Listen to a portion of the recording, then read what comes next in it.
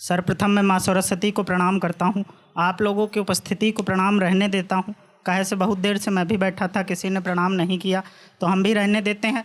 सीतापुर से आए हैं दोस्त, थोड़ी 1-2 मिनट की देरी हो जाए तो लाइट वाइट ना जलाना। और आपको बता दें, सीतापुर बहुत अद्भुत जगह है। सीतापुर, दिल्ली वालों, आप दिल्ली में रहते हैं तो सीतापुर वालों को नहीं जानते हैं, लेकिन हम सीतापुर से आए हैं तो अब आप जान जाएंगे कि सीतापुर के कैसे होते हैं।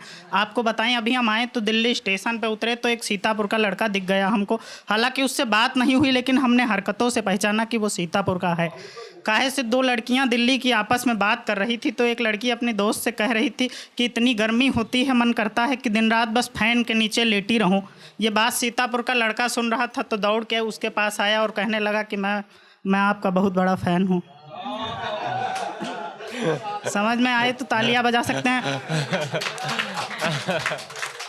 और तालियां बजाते रहिए वरना श्राप दे देंगे अगले जीवन में तालियां बजाते फिरेंगे।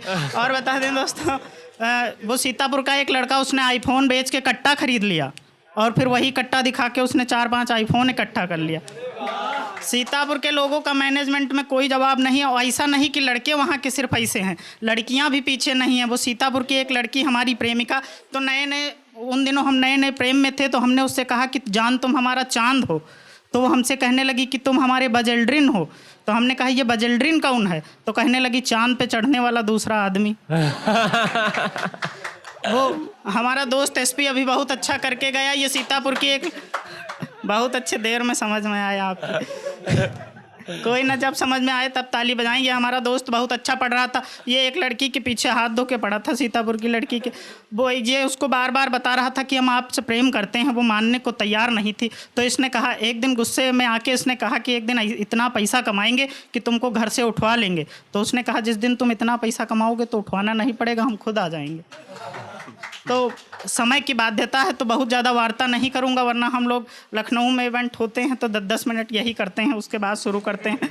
सुने, पहली 4 लाइनों से शुरुआत करता हूं। सुने, एक बार तालियां बजा दीजिए, मैं शुरू करता हूं। और अच्छा, एक चीज़ और बता दूं कि सीतापुर का लड़का या आदमी डरता नहीं है किसी से। और क्यों नहीं डरता है ये बता देते हैं। वो सीतापुर के एक आदमी का अदालत में केस चला गया, तो जज साहब ने उसको डांटते हुए कहा कि 70 साल की उम्र में लड़की छेड़ते हो, तुमको शर्म नहीं आती? तो उसने कहा, जज साहब जब हमने लड़की छेड़ी थी तब हम 25 के थे। इसीलिए सीतापुर का आदमी कहीं नहीं डरता है किसी से। हालांकि आजकल योगी जी हैं तो डर आ गया। सुनना, पहली 4 लाइनों से शुरुआत करता हूँ कि प्यार में करके व्यापार चली गई, दिल के टुकड़े करके 1000 चली गई। प्यार में करके व्यापार चली गई, दिल के टुकड़े करके 1000 चली गई।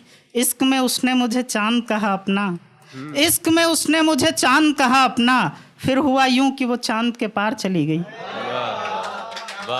और दोस्तों आपको बताएं, जिस किसी के साथ भी हमारा प्रेम था, आया समझ में? चलो बहुत अच्छे दोस्तों, हम बता दें, जिस किसी के साथ भी हमारा प्रेम था वो चरम सीमा पर था। वो हमसे कहती थी कि जान अगर 2 दिन हमारी बात नहीं हुई तो समझ लेना मैं मर गई। और इत्तेफाक से ऐसा ही हुआ, हम लोगों की 2 दिन बात नहीं हुई और वो सच में मर गई किसी और पे। सुनना दोस्तों, तब मैंने लिखा कि तेरा जिक्र कहीं भी आए बात काटनी पड़ती है, तेरा जिक्र कहीं भी आए बात काटनी पड़ती है, गैरों के संग दुखों की सौगात बांटनी पड़ती है। और तेरे जाने के बाद ऐसी हालत हो गई है मेरी, ऐसी वैसी पिक्चर देख के रात काटनी पड़ती है। और सुनना 4 लाइनें दोस्तों की, जैसे मजदूर मालिक से पगार मांगते हैं, जैसे मजदूर मालिक से पगार मांगते हैं, वैसे ही हम उस लड़की से प्यार मांगते हैं। और इस बार मिलेंगे तो साथ में खींचेंगे फ़ोटो अपनी, क्योंकि साथ वाली फ़ोटो मेरे यार मांगते हैं। वाह वाह वाह। और सुनना दोस्तों कि जिसमें मीठा सा दर्द हो ऐसी रात क्यों नहीं आती, हर किसी का जिक्र होता है तेरी बात क्यों नहीं आती। और ये मेरा दिल कमबख्त परेशान इसी बात से है कि अब उस बेवफा की याद क्यों नहीं आती। वाह वाह। और सुनना 4 लाइनें कि वो मेरी सांसों की गिनतियों को आधा करती है, जब किसी गैर मर्द से मिलने का इरादा करती है। मैं जैसे तैसे अपने जख्मों पे मरहम लगाता हूँ, एक मक्खी है जो मेरे जख्मों को ताज़ा करती है। और सुनना, एक नज़्म है छोटी सी, मेरे दोस्त ने लड़की पे नज़्म सुनाई, बस ख़त्म करते 1 मिनट में।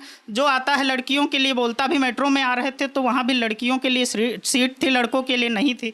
सुनना, एक लड़के की तरफ से नज़्म है। एक लड़की को एक लड़का एक लड़की को बहुत प्रेम कर रहा होता, परंतु वो लड़की जब उसके साथ छल करती है तो लड़का क्या कहता है, सुनना कि लड़का कहता है, न चाहते हुए भी ऐसा करने लगा था। मैं एक लड़की पे दिलो जान से मरने लगा था। गर्मी की चिलचिलाती धूप में छत पर बैठकर मैं उसका इंतजार करता था। अब आप लोग खुद सोच सकते हैं मैं उससे कितना प्यार करता था।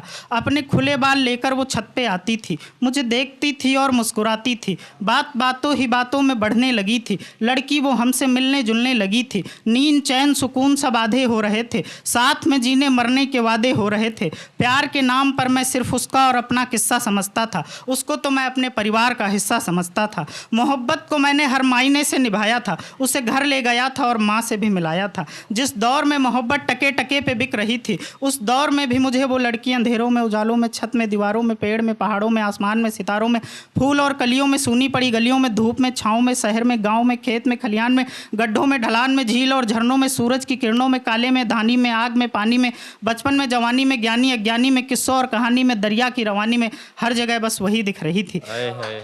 हर जगह बस वही दिख रही थी। इतनी मोहब्बत के बाद भी ऐसा दौर आ गया था, हम दोनों के बीच में कोई और आ गया था। सांसें मेरी गर्दन में फंसी रह गई थी। हंसना भूल गया था मैं, आंखों में बस नमी रह गई थी।